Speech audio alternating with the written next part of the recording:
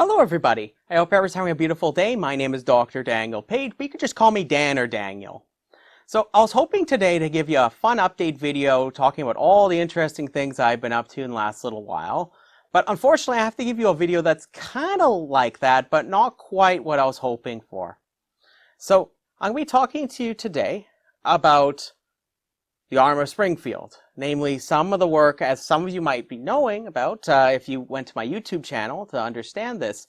As an academic, I've been trying to help document for residents and everybody that would be interested in what is happening at the RM of Springfield when it comes to its governance around freedom of expression.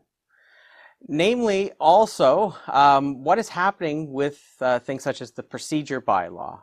So, some of you might recognize me if you've gone to some of these RM of Springfield meetings to learn a little bit about, like, maybe there's some concerns, maybe there's some technical things about the bylaw that might be able to be improved.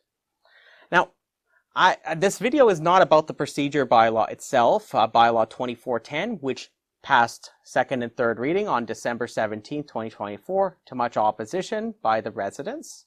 This video is actually about more of the aftermath. So, did, for example, the claims about how getting rid of question period would lead to not causing problems where residents can voice their concerns in the chamber. This video is to show you how the very first delegation that has happened post the removal of things such as question period and the further restricting of the chamber with respect to public participation has happened.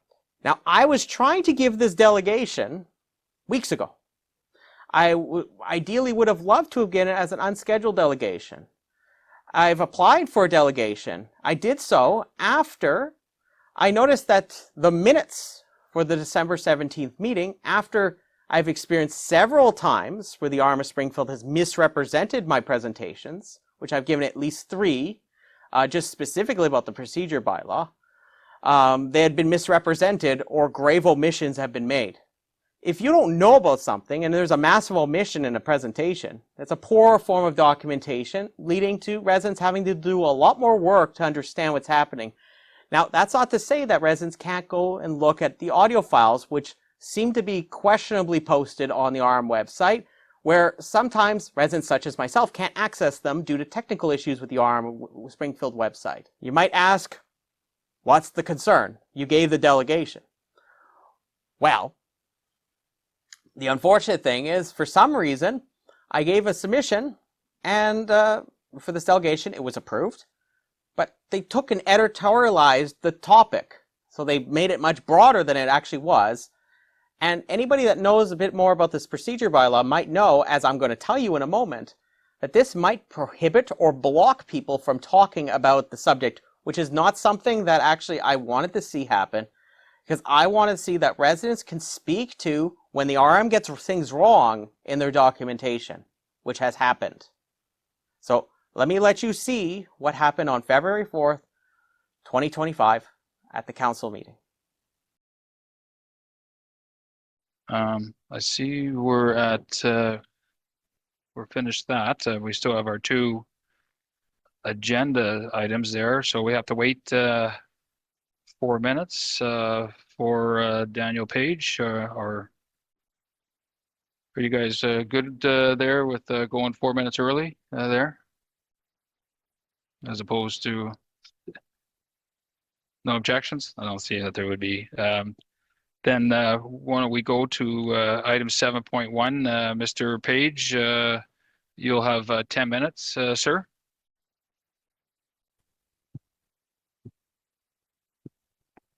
You just said that on an email to me that you try and sit so that you can. I was wondering what you're doing there.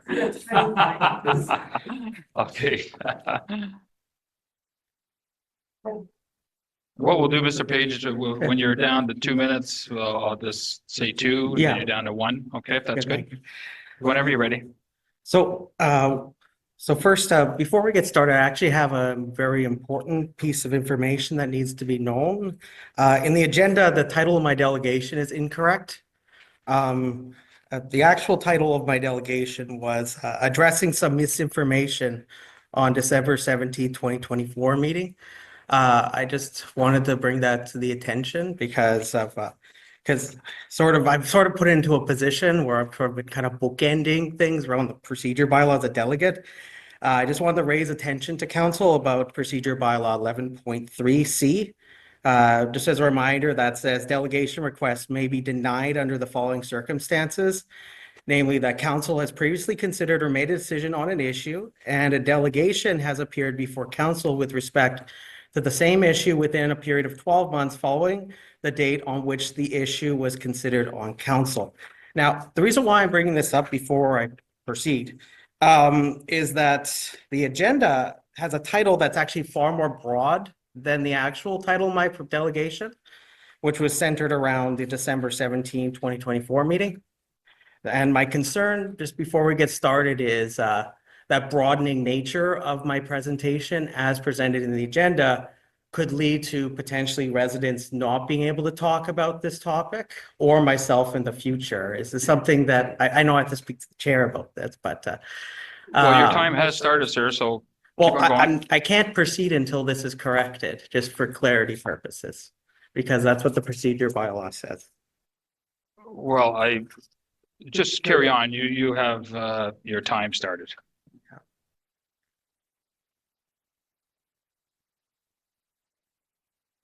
Go ahead. Sir? You all right? You okay, Daniel? Well, I haven't started yet, just for clarity purposes. So just for reminder, the title of my delegation is incorrect in the agenda. Okay. I have concerns around this. But I brought this to the attention of my counselor actually on January 31st. This was brought to the attention. I was told that there was going to be a conversation with the CEO about this. I'm not sure if there's any kind of conversation that happened or anything that that's something constructive that can be talked about with that, because I'm a little concerned because again, my delegation is literally about misinformation. Then that would be rather concerning to me. So we will make a note of the change of your delegation in the minutes. Okay, thank you. Thank you. Okay, I will start that. Okay, so good evening, council. So my name is Dr. Daniel Page. I'm your local computer science professor on Pine Ridge Road. So today I'm going to be talking about addressing some misinformation on December 17, 2024. Now, that was a very important meeting, but there's actually many components around this meeting because it was the main item of that meeting was the procedure bylaw. Now, I know that there has been initiatives put in place it was actually discussed in a previous meeting around addressing misinformation, namely the November 12th meeting of the Committee of the Whole. There was a discussion about administrative initiatives to address misinformation. That was initiatives from a group. I want to point out that if our local government is taking time to address misinformation, that is time of salaried employees. That takes time, and that time is actually a cost. And I also must stress that should be done appropriately. If there are mistakes that can happen, one, it wastes time. That time is cost. But in addition, I don't believe at this present time that trust exists for the type of strategy that the RM is currently engaged in when it comes to at least the discussions I've seen, which I'm happy to have.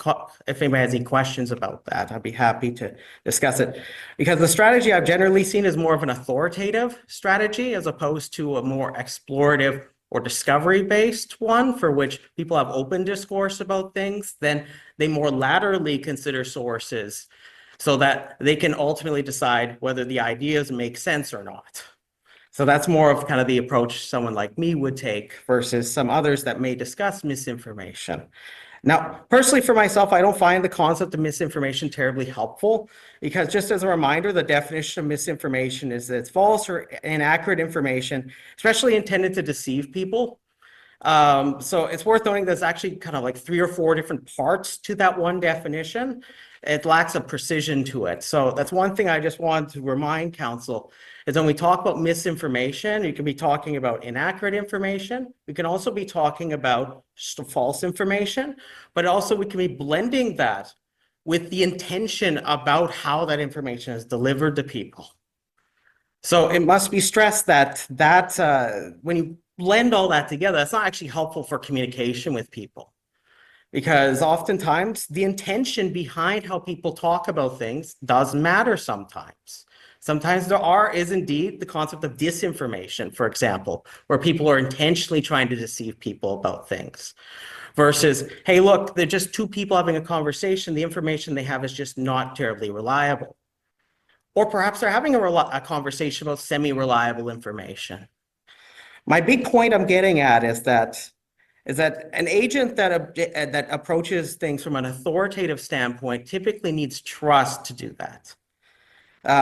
Typically. And I must stress that as a reminder to the RM of Springfield that the purpose of a municipality under the Municipal Act is for good governance. Its primary function isn't truth seeking. So yes, truth seeking often helps create good policy. That is indeed the case, very oftentimes. However, it also must be stressed that if say that truth seeking process is not done very well, that could lead to poor policy or information that is not actually terribly reliable for people to work with. And that creates information gaps between different parties, namely the residents and the local government, or it could even be other agents like local newspapers, for example. Now, the approach I've described here is typically just to be clear with communication and, of course, use evidence-based approaches. So we can always discuss some of those things. Now, I want to get to talking about December 17th. It's very important I kind of set that up. Now, just as a reminder, as was discussed at the the last council meeting involving the minutes for December 17th, I had some corrections.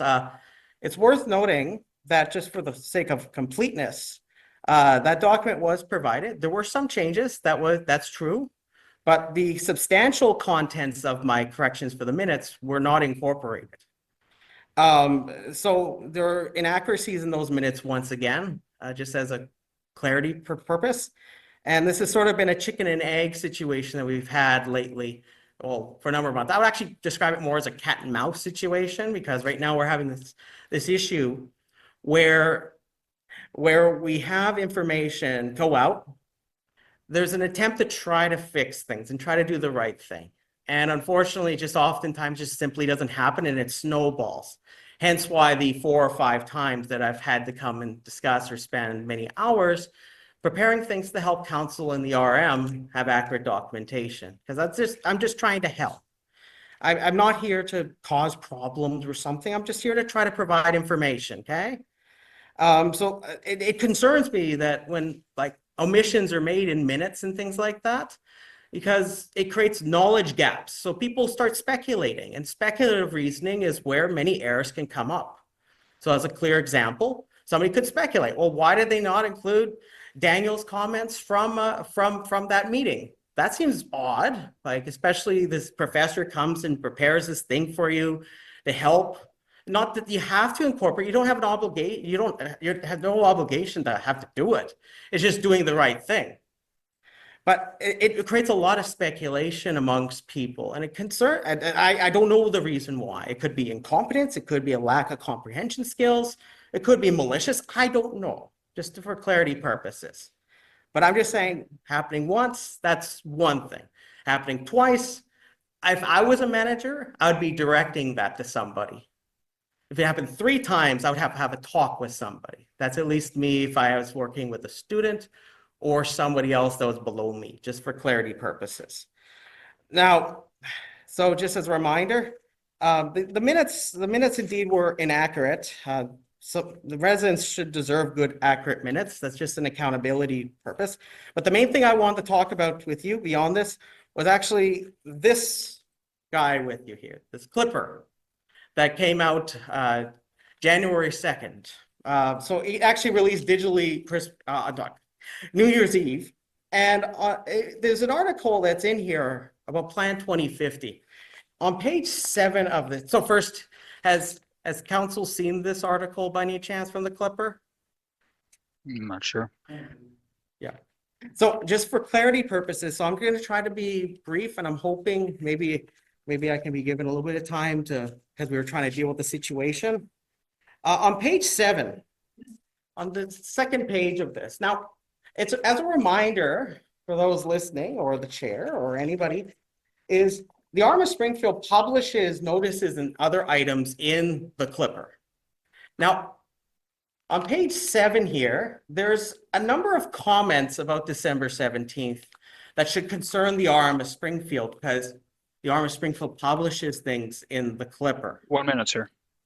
So just so I just want to talk about that, because as I discussed earlier, there's a notion for epistemic humility. So for those that aren't familiar with that phrase, it's that if there's information that's out there, there has to be a matter of exercising when you don't know or you make a mistake. And I don't know what information representatives from this RM gave the author of this piece. It's not my place to say or judge the author of this piece. But there's 3 passages in here that need to be corrected, because it's in the obligation of the RM, if they want to pursue truth-based claims addressing misinformation, that it has to be consistent, because they publish it. The RM publishes things in the Clipper. And I have other examples too, but I want to focus just on December 17th. You won't have time, sir. Your time is up. Any questions from council at all? Mark? Yeah, thank you, Mr. Mayor. I'd ask for an extension for this delegation. As you know, this is the first delegation that we've had this new rule of 10 minutes versus 15 minutes, and we can see that it's already impeding what people want to speak about. We've already killed question period. This is the only venue that people have to speak to us, and I don't think it'd be right, fair, or just to squash somebody who's prepared a lot of information that not only is pertinent to this situation, but quite frankly has some bearing on how we proceed. So I would just ask that we give him more time to Well, we did. We gave him 3 extra minutes starting. Well, that's not really what I would call generous. Well, Especially, I don't know. Mr. Mayor, you and I are at loggerheads. I want to extend this, to 30 minutes for delegations. I'm very clear about that, but yet you want to cut them and trim them as much as you can. And I don't see how that has any advantage to our residents. You've already killed question period. So why would we want to take away the right for the individuals in our community to speak to us? This is their only venue. This is clearly the only opportunity, and we want to cut them off? Bizarre. We came up with the rules, Mark. We voted on it in 10 minutes there. This is the time now. If you got a question for Mr. Page, I have none. Then we can go to the next delegation. Okay. Thank you, Mr. Mayor, and thank you again, Dr. Page, for taking your time to put in the effort to speak to us. And I guess you're not going to have the ability to address the concerns that you have. And I would encourage you to continue to come to council, write letters, and do whatever you can to ensure that the public clearly understands your frustration at how this council is restricting the public from expressing their concerns. But my question specifically is, as you and I know, there's quite a difference between misinformation and disinformation, and I'd like you to expound upon that, because I think it's so critically important, as you've expressed in your preliminary explanation, not again given time to fully expand on it, but maybe you can answer that question. Yes. Better. Thank you. Yeah, so to talk a little bit about this, as I discussed a little bit, the topic itself, as a quick example, I know, for example, there's a conference coming up involving municipalities that has a talk about this. It's going to be a quite more lengthy talk from a fellow named Tim Caulfield, just as a context. You could spend a lot of time talking about this kind of topic. But to talk about misinformation versus disinformation, it's worth noting that in the most kind of broadest sense, misinformation can include disinformation, but the thing is, disinformation is explicitly characterized by its intent. So it's worth noting that when people talk about misinformation, it can mean a lot of different things. That's why I don't find it terribly helpful as an educator. I think that oftentimes we should have conversations about, is there evidence for that claim? Is this argument somebody making, is this cogent or not? Or is it logically sound? Is like, you know, if you want to play in the realm of truth-based claims, you got to pick up those tools. And I don't know or have seen evidence that the arm's prepared to do that, because that's a different set of tools. And when people want to talk about truth-based claims, guess what? We can do, there's a lot of great things that people can do that aren't just simply that of researchers, for example. They can put citations, use cross-referencing, things that generally good document preparation have. But again, like I said, there's an important initiative ahead with this RM that there's an information gap that exists. I'm happy to answer any questions, whether it be about what I have here, because again, I didn't really get to the actual, the piece I have here actually quotes the mayor in it. So it's very important that this information is put forward. Okay, any other questions? Andy? Thank you.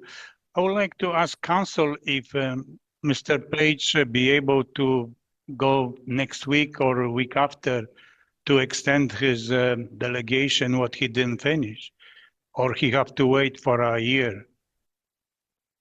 Can anybody answer that? No, he can't, because he's already had discussions on that.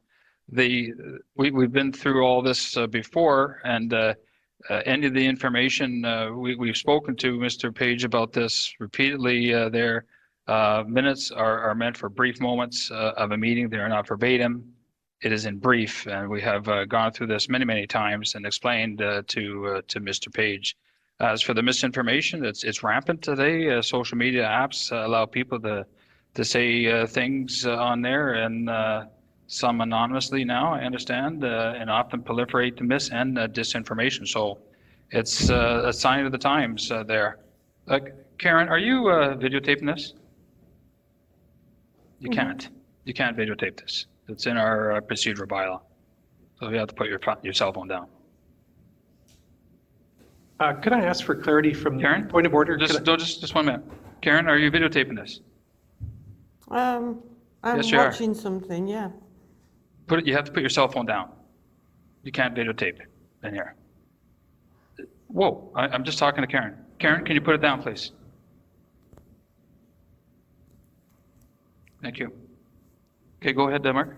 Thank you, Mr. Mayor. Just some clarity from the CEO. Thank you, Mr. Mayor. Just some clarity from the CEO. Is the procedure bylaw prohibit people from using cell phones for videotaping? You're required to have 48 hours in advance permission to videotape or audio tape meetings. And how can we change that? And that's for Because the media though, isn't it? yes, that's exactly right. And she's not media. She's Yeah. not media, so I don't think it applies to any resident, to be frank. Yes, So You can only actually video in media, any public space. You can videotape anybody in people are any videotaping public from space. home, that's fine. But No, in any public space. our you procedural can bylaw video. says that we're not having video cameras inside here. Otherwise, this is the kind of stuff that we get. Well, that's Okay. the point. It's not a video camera. And secondly, if it is the case, let's change it. What does it take now to change this? Because this is ridiculous. We're not only throwing out Dr. Page and every delegation that comes before council, but we're restricting the public to even have their own recordings. What kind of banana court is this? This is just in chambers. Exactly. And I'm the one who asked, seconded by Councillor Kaczynski, that we videotape it like East St. Paul, like West St. Paul, like Headingley, like everybody else. But why are you so scared about people recording the public chamber? You know, you paid for this chamber, but don't record here, because this somehow, when you enter that door, you're in some other realm. And this seems absolutely beyond belief. People wonder why I get upset at this desk, at this seat. It's because we continue to have behavior like this that restricts the public. This is a public building. This is publicly paid for. We're public politicians. We're accountable, but somebody doesn't seem to want to be accountable. This royally pushes my button to the nth degree. I've never again in my life seen a chamber so restrictive, prohibitive, and unbelievably anti-public in my entire life. I just came back from Georgia and I have tons of examples to show you what their municipal councils do and their chamber. And it's far from what we do. And it's atrocious, nothing less than atrocious. So I asked the CEO, how can we change this and make this change so we embrace instead of restrict, prohibit, and alienate the public? Well, the RCMP had body cams. Edwin, the question's been asked. In here, they were videoing. Oh, okay. It's in your procedural bylaw that the municipality will audio tape and place that audio on the website. It also says that media can request to audio tape, giving 48 hours notice. So at this point, there's no option for the residents to audio tape the meeting. Well, let's make one. I'll make a motion right now that we can, I'm sorry.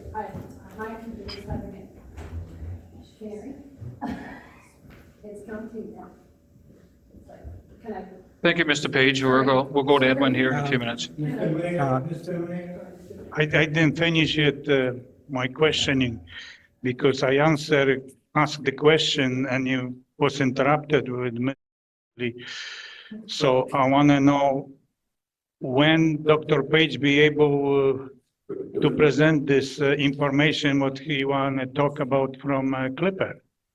He never had chance to present that. So that was new information that he was unable to present because he didn't have enough time. And we're not allowing extended his delegation, so No.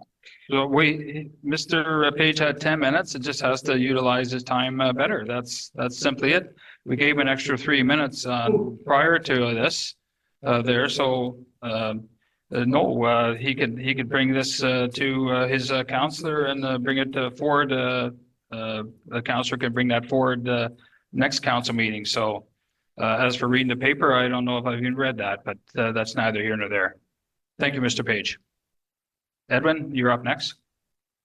well, Mr. Mayor, we even don't know what Dr. Page want to talk about. What was in that article? Which paragraphs he want to talk about?